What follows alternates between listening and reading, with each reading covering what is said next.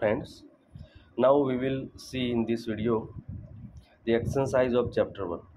Previously I told you try yourself solving some exercise numericals and tell me if there is any problem with any numericals. So few student tried it, but they are few just. So here I am providing you the exercise PDF solution. Okay, so in case if you see the calculation, तो यहाँ पर कुछ calculations जो है वो easy है, एकदम एकदम से इजी है। मतलब कुछ कैलकुलेशंस है जिसको मुझे यहाँ पर एक्सप्लेन करने की ज़रूरत पड़ेगी, और कुछ न्यूमेरिकल्स ऐसे भी हो गए जहाँ पर मैं अपनी तरीके से कैलकुलेशन करूँगा। तो यहाँ पर देखते हैं जो इजी क्वेश्चंस है हमारे न्यूमेरिकल्स है, उसको यहाँ पर PDF से आप देख लेंगे, यहाँ पर मैं समझा दूंगा। और जो कैलकुलेशंस में मुझे ज़्यादा एक्सप्लेन करने की ज़रूरत पड़ेगी उसे मैं यहाँ पर कैलकुलेट करके आपको बताऊंगा। तो चलो देखते हैं। ये हमारा जो फर्स्ट न्यूमेरिकल्स है, चलो, what is the force between two small charge sphere having charges 2 × 10⁻⁷ coulomb and 3 × 10⁻⁷ coulomb placed 30 centimetre apart इन है। एकदम से इजी है ये वाला, एकदम से इजी। आपको जो इक्वेशन है वही यूज़ करना है, F = आपको हमेशा फोर्स के लिए यही इक्वेशन यूज़ करना है। PDF में अगर यहाँ पर लिखा हो फिर भी आपको यही इक्वेशन यूज़ करना है, K वाला, K Q1 Q2/r²। ओके, यहाँ पर K की जगह हम 1/4πε0 ले सकते हैं, पर वहाँ पर ε0 की वैल्यू डिनोमिनेटर में रखेंगे और 4π वगैरह कैलकुलेशंस में आएंगे, सो वो थोड़ा हार्ड रहेगा। तो यहाँ पर लिखा है K की जगह क्या लिखा है, 1/4πε0। यहाँ पर लिखा है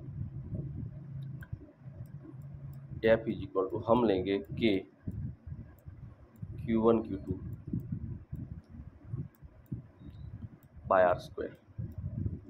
तो देखिए यहाँ पर उन्होंने लिखा है 1/4πε0, पर उसकी जगह जो कैलकुलेशन में जो वैल्यू होती है वो ऑलवेज क्या लेते हैं, 9 × 10⁹। तो instead of that we just use K and उसकी वैल्यू लेंगे। तो ये हमारा पहला यहाँ पर एक रिलेशन है जो आपको समझना है।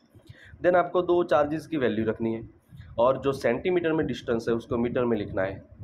तो 30 centimetre that is divided by 100 यानी कि 0.3 मीटर। तो ये वाला इजी है, आपको ये आसानी से याद रह जाएगा।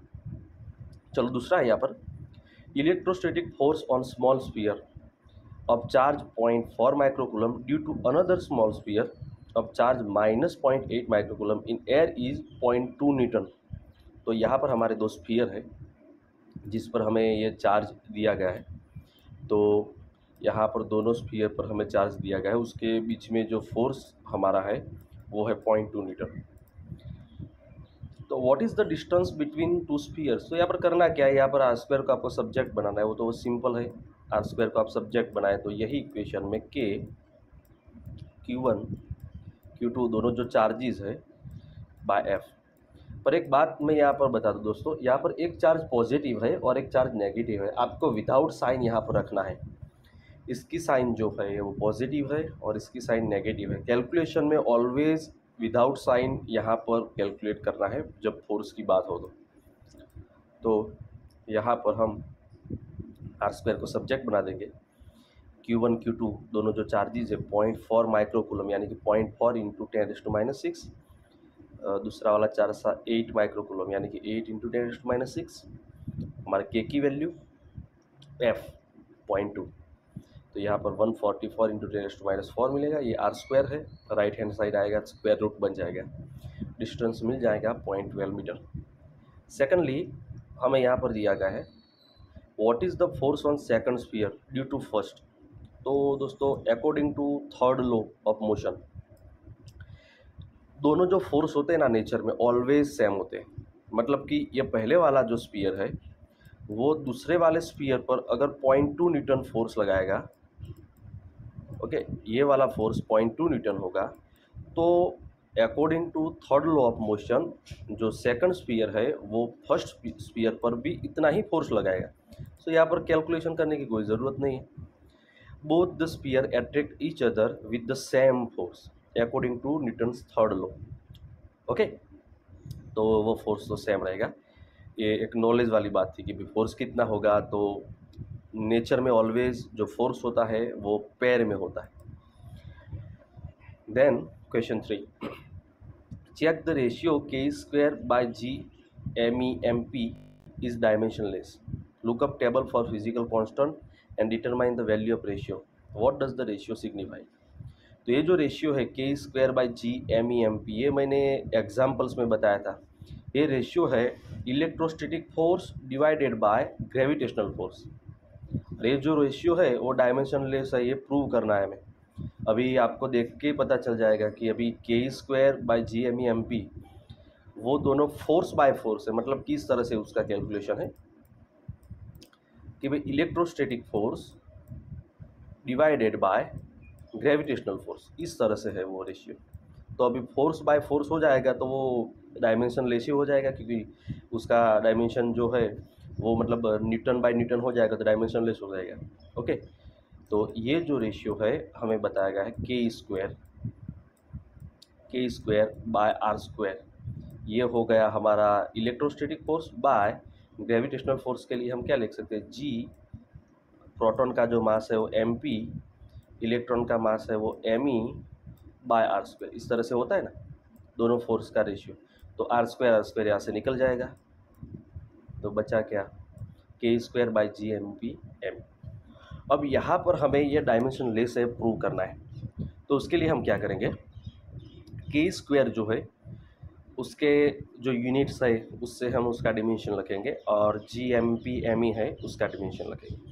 ओके, तो अभी के स्क्वायर जो है उसका डिमेंशन लगते हैं। तो उसके लिए आपको यहाँ से सेपरेटली ऐसा करना पड़ेगा कि भाई के स्क्वायर, उसको अगर आप इस तरह से स्क्वायर ब्रैकेट में लिखेंगे तो उसका मतलब कि हम इसका डायमेंशनल फार्मूला है वो लिखने जा रहे हैं।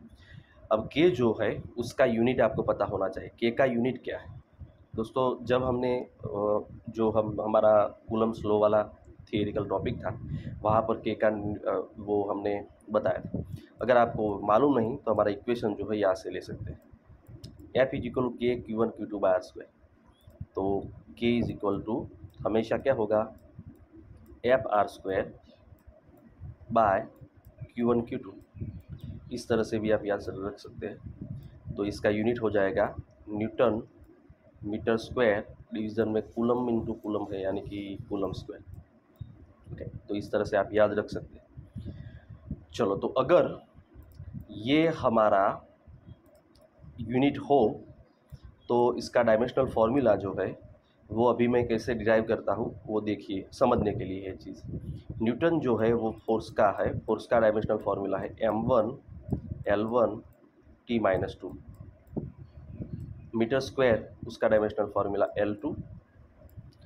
कूलम स्क्वायर, कूलम जो है उसका डायमेंशनल फार्मूला मैंने आपको बताया था, कूलम यानी कि Q is equal to IT होता है ना हमारी equation, IT current into time. तो हमारा डायमेंशनल फार्मूला बन जाएगा A1 T1, और उसका स्क्वायर है इसलिए यहाँ पर 2 आएगा। तो ये बन जाएगा 2, यहाँ पर मल्टीप्लाई कर देंगे ना हम, तो ये बन जाएगा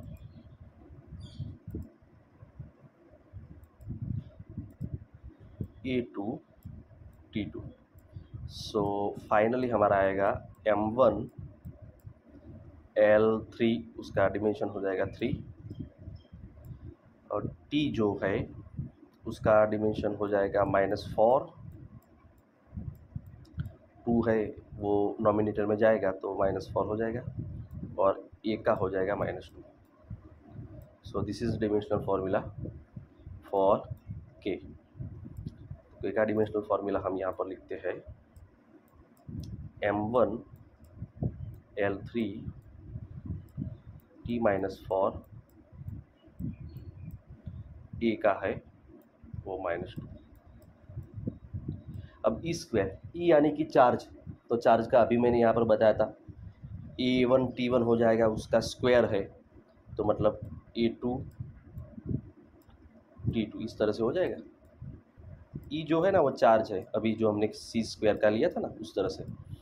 तो अभी पूरा जो है वो हो जाएगा M1 L3, वो सब आप मिला के यहाँ पर लिख सकते हैं M1 L3 T का हो जाएगा -2 और A का 0 हो जाएगा, क्योंकि A का -2 2।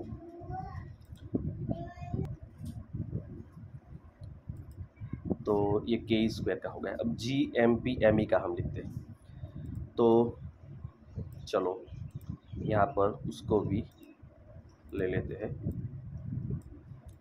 GMP mass of proton, Me mass of electron. चलो G जो है उसका यूनिट आपको याद होना चाहिए। G जो है उसका यूनिट है न्यूटन मीटर स्क्वायर पर किलोग्राम स्क्वायर, ये उसका यूनिट है। ओके, उसके हिसाब से G का जो डायमेंशनल फॉर्मूला है वो बनना चाहिए न्यूटन जो है अभी मैंने आगे किया था उस तरह से M1 L1 T-2, ये न्यूटन का है। मीटर स्क्वायर यानी कि L2, डिवीज़न में किलोग्राम स्क्वायर है मतलब कि M2।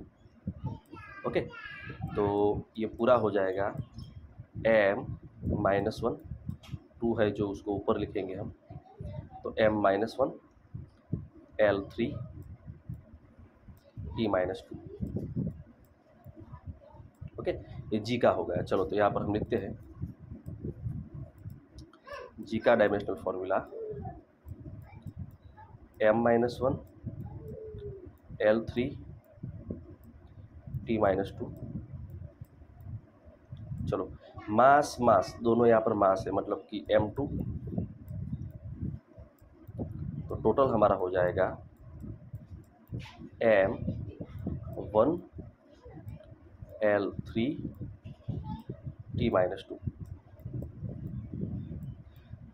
तो यहाँ पर जो K² है उसका dimensional formula M1 L3 T-2 और GMP का है M1 L3 T-2, both same. तो यहाँ पर जब उसका हम रेशियो लेंगे तो वो डायमेंशनल लेस हो जाएगा। तो यहाँ पर वो जो K² GMP का है यहाँ पर यूनिट से डिराइव किया, आप यूनिट से भी कर सकते हैं और डायमेंशनल फार्मूला से भी कर सकते हैं। तो अभी जब आप रेशियो लगे K² GMP तो उसका यहाँ पर उसका यूनिट लिखेंगे। K का यूनिट न्यूटन मीटर स्क्वायर पर कूलम स्क्वायर, स्क्वायर का यूनिट कूलम स्क्वायर, G का यूनिट न्यूटन मीटर स्क्वायर पर किलोग्राम स्क्वायर, MEMP यानी कि किलोग्राम। ओके, तो ये सब निकल जाएंगे, किलोग्राम जो है वो भी निकल जाएगा, न्यूटन मीटर स्क्वायर निकल जाएगा। Hence the given ratio is dimensionless. तो यहाँ पर मैंने 2 रास्ते बताए। यहाँ पर जो PDF में है वो हम जस्ट हमारा जो यूनिट है वहाँ से करेंगे, और अगर डिमेंशन आपको याद है तो इस तरह से करेंगे। तो आपको दोनों में जो इजी लगे वो करना है। ओके, तो इस तरह से कुछ जो हमारा कैलकुलेशन है उसमें कैसे डिफरेंस होगा वो हम यहाँ पर देखेंगे अलग अलग एग्जांपल्स में। चलो तो सेकेंडली देखते हैं यहाँ पर what does the ratio signify. तो ये जो रेशियो है वो electrostatic force to gravitational force का रेशियो है। तो उसकी वैल्यू जो है अगर आप कैलकुलेट करने जाएंगे के की वैल्यू E यानी कि चार्ज जो है 1.6 × 10⁻90 स्क्वायर, G की वैल्यू मास ऑफ इलेक्ट्रॉन 9.1 × 10⁻3 आपको दिया जाएगा। ओके, अगर आपको याद नहीं तो भी दिया जाएगा, पर फिर भी आपको ये याद रखना है। प्रोटॉन का मास है 1.66 और 1.67, दोनों में कुछ भी ले सकते हैं। 1.67 × 10⁻12। तो ये रेशियो है हमारा 2.3 × 10⁻39। तो ये बताता है कि इलेक्ट्रोस्टैटिक फोर्स है वो 10⁻39 टाइम्स वो ग्रेविटेशनल फोर्स से ज़्यादा है। इलेक्ट्रोस्टैटिक फोर्स वो एकदम स्ट्रांग फोर्स है then gravitational force. So this is the ratio of electrostatic force to gravitational force between proton and electron, keeping same distance between them. चलो अब क्वेश्चन 4 में आते हैं। तो वो वाला जो आगे वाला था ना वो जस्ट समझने के लिए था, ये इसमें कुछ खास कैलकुलेशन नहीं है। चलो तो यहाँ पर हम देखते हैं explain the meaning of the statement electric charge of body is quantized. And secondly, why can one ignore quantization of electric charge when dealing with microscopic, in other words, large scale charges? दोनों का यहाँ पर explanation दिया गया है, calculation नहीं है पर एक्सप्लेनेशन सिंपल है। फर्स्ट वाला, explain the meaning of the statement electric charge of body is quantize. तो मैंने आपको दोस्तों बताया था किसी भी बॉडी का जो चार्ज होता है वो एक्चुअली इंटीग्रल मल्टीपल ऑफ ई होता है। मतलब कोई भी चार्ज आप नेचर में ले लो क्यू, तो वो q is equal to always integer multiple of e होगा। ई यानी कि हमारा basic charge in the nature, e जो है वो है 1.6 इंटू 10⁻⁹। तो फेराडे ने फर्स्ट टाइम बताया था कि कोई भी चार्ज है वो ई के मल्टीपल में होगा, वो ई होगा, वो 2e होगा, वो 3e होगा। यानी कि सिंपली हमारा जो n है वो इंटीजर होगा 1 2 3 4 इस तरह से होगा। तो ये जो बात थी हमने थियरी में देखी थी, the electric charge of body is quantized, this mean that only integral of electrons can be transferred from one body to another. Charges are not transferred in fraction, hence the body possesses total charge only in integral multiple of electric charges. तो यही बात मैंने आपको theory में बताई थी। Okay, तो theory वाला पोर्शन ये वाला था कि भाई ऐसा होगा। दूसरी बात यहाँ पर अगर समझो कि यहाँ पर कोई क्लॉथ है, उसके साथ अगर हम प्लास्टिक रोड जो है उसको रब करते हैं, तो यहाँ से अगर एक इलेक्ट्रॉन ट्रांसफ़र होगा प्लास्टिक रोड पर, तो यानी कि ये प्लस ई जितना हो जाएगा पॉजिटिवली चार्ज और ये हो जाएगा माइनस ई जितना नेगेटिवली चार्ज। दूसरा अगर इलेक्ट्रॉन यहाँ पर ट्रांसफ़र होता है तो सेकेंडली ऐसा ही होगा, ये प्लस ई जितना पॉजिटिवली चार्ज हो जाएगा, ये माइनस ई जितना नेगेटिवली चार्ज हो जाएगा। तो होगा क्या, इसका जो चार्ज है वो -2e होगा, ये +2e होगा, इस तरह से +3e होगा, ये -3 होगा। तो ऑलवेज इसका जो चार्ज है वो NE से कैलकुलेट होगा। n मतलब इंटीग्रल मल्टीपल 1 2 3 4 5 इस तरह से। Secondly, why can one ignore quantization of electric charge when dealing with macroscopic और माइक्रोस्कोपिक दोनों अलग चीज़ है। मैक्रोस्कोपिक यानी कि थोड़ा बड़ा, माइक्रोस्कोपिक यानी एकदम स्मॉल चीज़ से हम जब डीलिंग करते हैं। मैक्रोस्कोपिक मतलब अभी जो मैंने बताया था कि भाई यहाँ पर आप कोई क्लॉथ हो, जैसे कि वूल का क्लॉथ हो, उसके साथ प्लास्टिक का रोड जब रब करोगे तो यहाँ पर क्वांटाइजेशन होगा कि नहीं उसकी हम केयर नहीं करेंगे, वो होने वाला ही है। ओके, तो in macroscopic or large scale charges, the number of charges are huge as compared to the magnitude of electric charge. Hence, quantization of electric charge is of no use on macroscopic scale. Therefore, it is ignored and it is considered that electric charge is continuous. मतलब कि यहाँ पर हम ignore करेंगे क्योंकि वो होने वाला ही। यहाँ से मान लो कि 100 इलेक्ट्रॉन है वो ट्रांसफ़र होके यहाँ पर जाते हैं, तो क्वांटाइजेशन होने वाला है। मतलब कि यहाँ पर +100e जितना पॉजिटिव चार्ज आएगा, ये -100e जितना नेगेटिवली चार्ज होगा, क्योंकि लार्ज क्वांटिटी में यहाँ पर चार्जेस जो है वो ट्रांसफ़र हो गए। तो ये जो एक्सप्लेनेशन है वो समझने के लिए है। देन है, when glass rod is rubbed with silk cloth, charges appear on both. A similar phenomena is observed with many other pairs of body. Explain how this observation is consistent with the law of conservation of charge. तो ये तो मैंने यहाँ पर बताया उस तरह से, पर यहाँ पर ज़रा उल्टा होगा। अगर ये सिल्क होगा, ये सिल्क है और ये ग्लास रोड है, तो इलेक्ट्रॉन है वो ग्लास रोड से सिल्क में जाएंगे, उल्टा जरा हो गया। सो इन दैट केस ये जो है वो नेगेटिवली चार्ज हो जाएगा और ये जो है वो पॉजिटिवली चार्ज हो जाएगा। ओके, चलो, तो ये जो सिंपल सी बात यहाँ पर मैंने बताई वही है। Explain how this observation is consistent with the law of conservation of charges. तो मतलब जितने इलेक्ट्रॉन है ग्लास में से सिल्क में ट्रांसफ़र हो गए उतना इलेक्ट्रॉन का ये नेगेटिवली चार्ज होगा और इतने यहाँ पर प्रोटॉन अनकवर हो गए, इसलिए ये पॉजिटिवली चार्ज होगा। तो ये तो सिंपल सी बात हमने हमारी जो थियरी थी उसमें बताई थी। ये तो कैलकुलेशन है, सॉरी एक्सप्लेनेशन है, तो ये तो आप अगर क्वेश्चन में नहीं भी लिखे होंगे तो चलेगा, ओके। पर यहाँ पर एक्सप्लेनेशन जस्ट दिया है। चलो यहाँ पर आते हैं। Secondly, for point charges QA that is 2 microcoulomb, QB minus 5 microcoulomb, QC 2 microcoulomb, QD minus 5 microcoulomb are located at the corner of the square ABCD of the side 10 centimeter. What is the force on charge of 1 microcoulomb placed at the center of the square? तो इस तरह से हमारी figure बनेगी।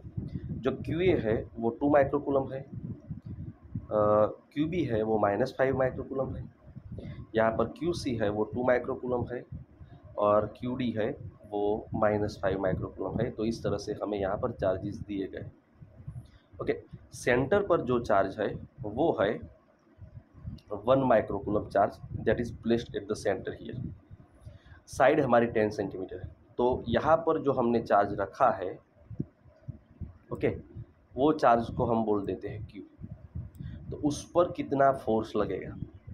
Bye seeing the figure we can just say it is 0, force 0 होगा। Q मैं बता देता हूँ यहाँ।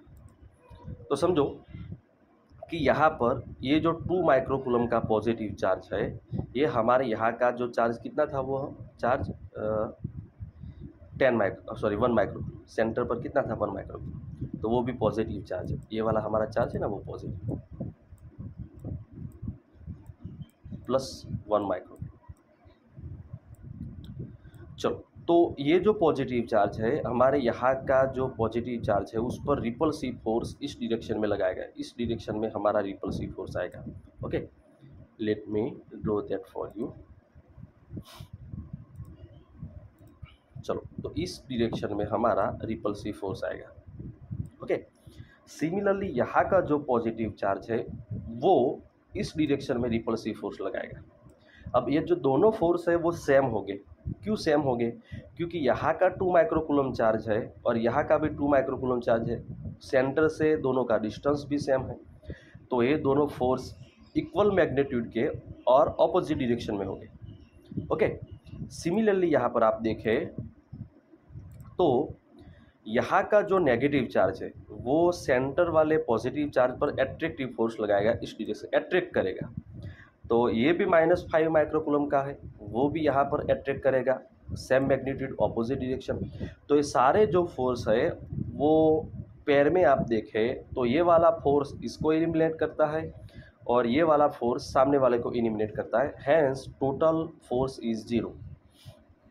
तो ये जो है वो यहाँ पर लिखा है। मैंने आपको समझा दिया कैसे फोर्स 0 होगा, क्योंकि इक्वल मैग्नीट्यूड के फोर्स ऑपोजिट डायरेक्शन में होंगे, hence the total force is 0। चलो, question 7। An electrostatic field line is continuous curve, that is field line cannot have sudden break. Why not? दूसरा यहाँ पर है explain why two field lines never cross each other at any point. चलो पहली वाला देखते हैं। Electrostatic field line is continuous curve, that is field line cannot have sudden breaks. Why not? चलो, तो field lines जो होती है वो कुछ इस तरह से हम ड्रॉ करते थे फ्रेंड्स, आपको पता है। वो एक कंटिन्यूस कर्व है। यहाँ पर मैं पॉजिटिव चार्ज ले लूँ और यहाँ पर मैं नेगेटिव चार्ज ले लूँ, और ये एक बन गया डायपोल, ओके। और इसकी हम यहाँ पर बात करते हैं और फील्ड लाइन्स यहाँ पर ड्रॉ करें, तो यहाँ पर जो पॉजिटिव चार्ज होता है और नेगेटिव चार्ज होता है उसमें सडन ब्रेक नहीं आता। मतलब कि एक्चुअली फील्ड लाइंस ड्रॉ कैसे करनी होती है, तो यहाँ पर हम एक यूनिट पॉजिटिव चार्ज रखेंगे। क्या? Unit positive charge. तो ये जो यूनिट पॉजिटिव चार्ज है उसका ये जो पॉजिटिव चार्ज है वो रिपल्सिव फोर्स इस डायरेक्शन में लगाएगा, ओके। और ये जो नेगेटिव चार्ज है वो एट्रैक्टिव फोर्स इस डायरेक्शन में लगाएगा। तो जो लॉ ऑफ पैरेललोग्राम से टोटल फोर्स देखेंगे तो वो इस डायरेक्शन में टोटल फोर्स होगा।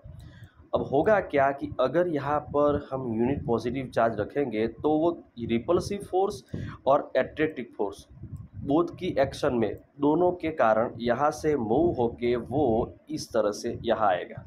तो हमारा जो इलेक्ट्रिक फील्ड लाइन है वो इस तरह से बन जाएगी। अगर यही पॉजिटिव चार्ज को यहाँ रखते हैं तो ड्यू टू बोथ फोर्सेस वो ये पाथ पर मूव होके यहाँ पर आ जाएगा। तो ये जो मूवमेंट का पाथ है, मूवमेंट का पाथ मतलब कि जो पॉजिटिव चार्ज जो जहाँ पर मूव होता है उसका जो पाथ है वही हमारी फील्ड लाइंस बनती है। हैंस इस तरह से हमारी कंटिन्यूस फील्ड लाइन बनती है।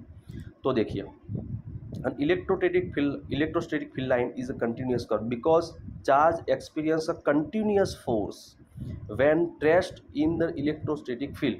The field line cannot have sudden break because the charge move continuously and does not jump from one point to another. तो मैंने आपको बताया कि यहाँ पर जो फील्ड लाइंस है उसमें यहाँ पर कंटिन्यूस फोर्स लगेगा और वो मूव करके यहाँ पर आएगा। तो जो फील्ड लाइंस है वो कंटिन्यूस रहेंगी। Okay. Secondly explain why two field line never cross each other at any point. तो यहाँ पर जो हमारी आईएमपी थियरी थी, characteristics of electric field lines, उसमें मैंने बताया था कि भाई दो इलेक्ट्रिक फील्ड लाइंस होती है वो कभी एक दूसरे का क्रॉस नहीं करती। अगर क्रॉस करेंगी तो होगा क्या, मैं बताता हूँ आपको। अगर यहाँ पर क्रॉस करेंगी तो इस पॉइंट पर इलेक्ट्रिक फील्ड की दो डायरेक्शन मिलेगी जो इम्पॉसिबल है। ये जो पहली वाली लाइन है यहाँ पर हम टेंजेंटियल लाइन ड्रॉ करेंगे तो इस डायरेक्शन में हमारा इलेक्ट्रिक फील्ड होगा फर्स्ट लाइन के लिए। ये जो सेकंड लाइन है यहाँ पर हम टेंजेंट ड्रॉ करेंगे तो ये टेंजेंट इस डायरेक्शन में होगा तो इलेक्ट्रिक फील्ड इस डायरेक्शन में होगा। अब इलेक्ट्रिक फील्ड जो है वो वेक्टर क्वांटिटी है और इसलिए जो फील्ड है वो एक होना चाहिए सिंगल पॉइंट के पास। यहाँ पर दो मिलते हैं इसलिए ये पॉसिबल नहीं। तो ये एक्सप्लेन यहाँ पर किया गया है। तो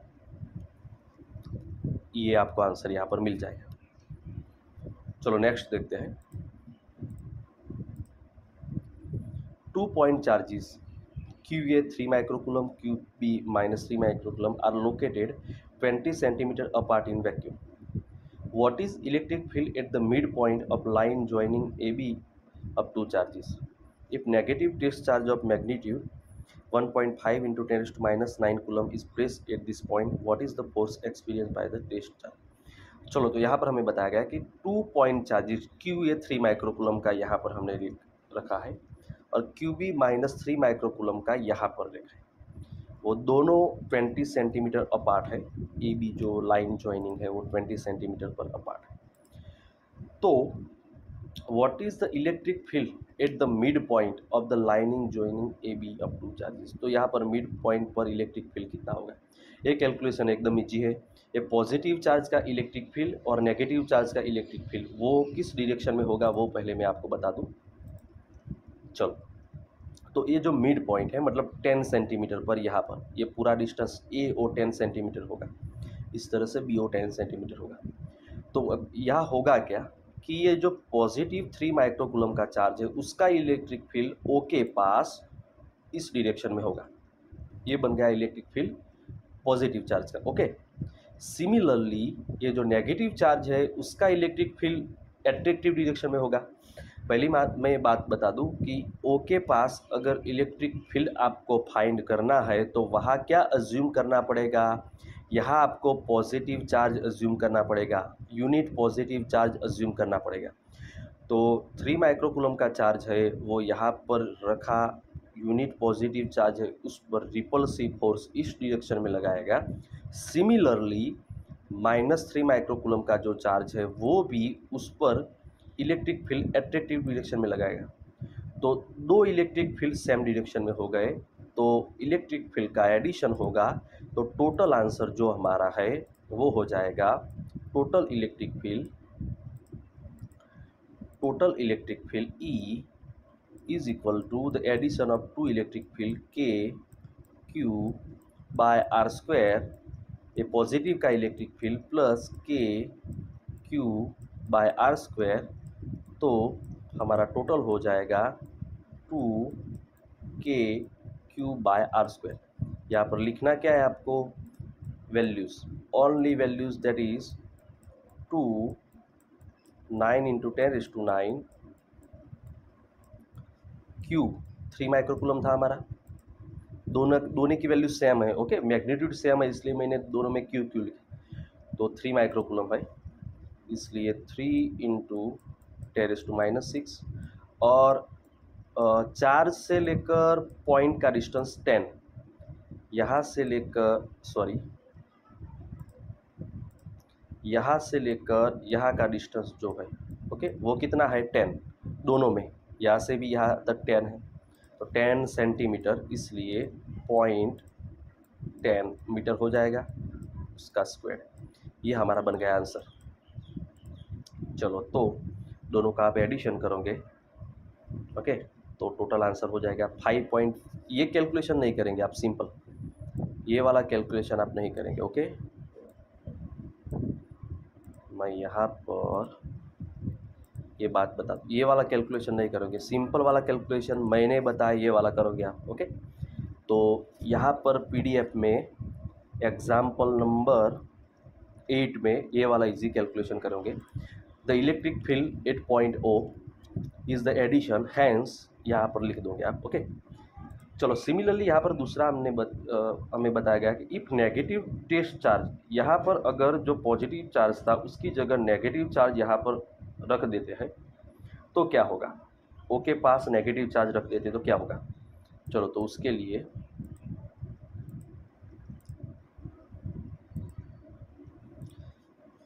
चलो समझो, सेम कंडीशन पर यहाँ पर नेगेटिव चार्ज रखा है, ओके। तो इलेक्ट्रिक फील्ड जो है उसकी डायरेक्शन रिवर्स हो जाएगी। तो ये जो पॉजिटिव चार्ज है यहाँ पर रखा, जो नेगेटिव चार्ज है उसको अट्रैक्ट करेगा, तो इस डायरेक्शन में उसका इलेक्ट्रिक फील्ड होगा पॉजिटिव चार्ज के लिए। और ये जो नेगेटिव चार्ज है उसको रिपल्स करेगा, तो उसके लिए भी इलेक्ट्रिक फील्ड इस डायरेक्शन में बन जाएगा। तो दोनों electric field again same direction में हो जाएंगे, तो अगेन एडिशन होगा, तो अगेन सेम आंसर आएगा। तो यहाँ पर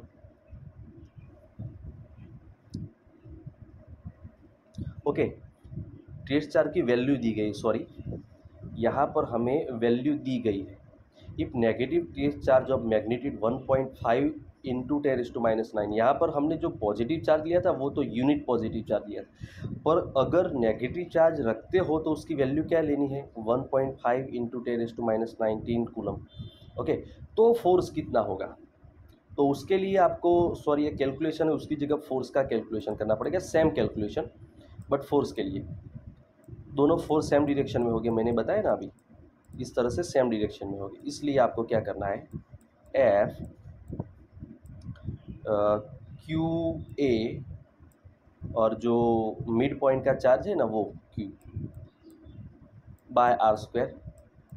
सिमिलरली के क्यू बी, जो नेगेटिव चार्ज है ना उसकी वैल्यू, मिड पॉइंट का चार्ज उसको ले लेते हैं positive Q by R square. अब एक क्यू ए क्यू बी दोनों सेम है, Q A is equal to Q B is equal to, उसकी जगह हम क्यू अज्यूम कर दे तो अगेन हमारा कैलकुलेशन इजी हो जाएगा। 2k, यहाँ पर q, यहाँ पर स्मॉल q, दोनों जगह q ले लेते हैं तो हमारा इक्वेशन हो जाएगा आर स्क्वायर। बस अब इसके अंदर वैल्यू रखनी है, 2k की वैल्यू 9 इंटू 10⁻⁹, q की वैल्यू दोनों में 3 माइक्रोकूलम है, 3 इंटू 10⁻⁶। अब मिड पॉइंट पर कौन सा चार्ज रखा है, negative charge of 1.5, okay. Sign नहीं रखने, सिर्फ वैल्यू, मैंने बताया था साइन यहाँ पर वेक्टर कैलकुलेशन में ही आएगी, यहाँ पर नहीं आएगी स्केलर में। 1.5 into 10⁻⁹, 10⁻⁹ by R square. Distance तो मिड पॉइंट से सेम है, अगेन जितना था उतना 0.10। इसको आप सॉल्व कर दोगे तो हो जाएगा, okay.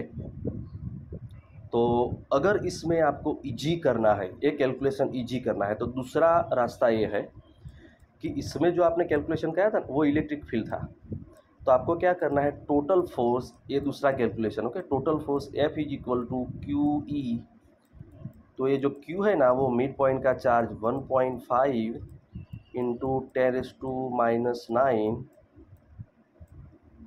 Okay, into E, E electric field इसका जो मिला था 5.4, वो कितना मिला था 5.4 इंटू 10⁶।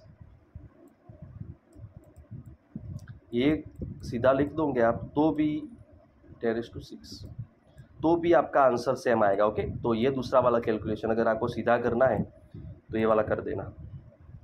ओके, तो यही कैलकुलेशन यहाँ पर है, तो एक्चुअली यही कैलकुलेशन आप फॉलो करना प्लीज़। चलो, तो यहाँ पर ये वाला है वो कैलकुलेशन फॉलो करना। ओके, ये वाला है वो इग्नोर करना, इसकी जगह मैं लिख देता हूँ फ्रॉम वीडियो।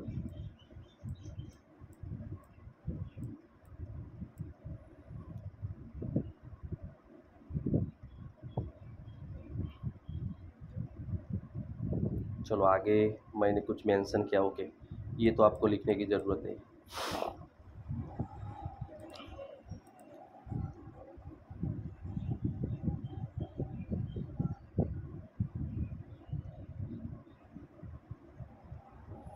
तो यही पीडीएफ में आपको फॉरवर्ड करूँगा, तो आप देख पाएंगे कि भाई कौन सा लिखना है कौन सा नहीं लिखना है। ये वाला part in characteristics of electric field. तो ये जो इलेक्ट्रिक फील्ड की थियरी थी कैरेक्टरिस्टिक, उसमें ये पार्ट दिया गया है, तो ये तो आपको याद होगा। तो इस तरह से हम कहाँ पर आए, एग्जाम्पल यहाँ पर क्वेश्चन 8 तक आए बराबर। तो अब ये जो क्वेश्चन 9 यहाँ से हम नेक्स्ट वीडियो में शुरू करेंगे। तो आप एक बार ज़रा इसका जो कैलकुलेशंस है आगे के जो है उसका देखना है बराबर। कोई तकलीफ़ हो तो मुझे बताना है। तो ये जो वीडियो है, जो पीडीएफ है, वही मैं आपको लास्ट में फॉरवर्ड करूँगा, पर ये जो वीडियो में मैंने आपको बताया ना वो अभी तक रखना आप।